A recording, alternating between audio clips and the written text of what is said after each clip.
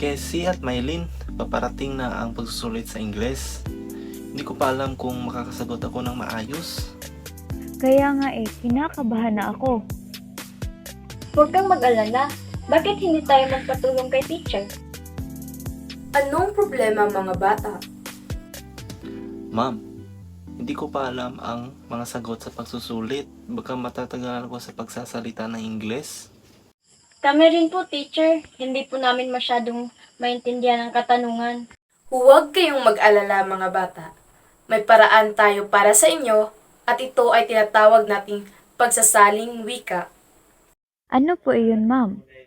Ay ang paglipat ng isang wika sa iba upang mas maintindihan ang mga katanungan. Kaya pala importante ang pagsasaling wika. Tama, Kervin. Ang pagsasaling wika ay nagbibigay daan sa atin na mas papalaganap ang kaalaman at mas maintindihan natin ang mga katanungan.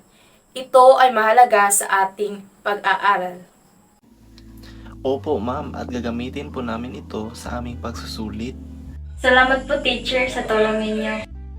At ngayon, alam na namin kung paano gamitin ang pagsasaling wika.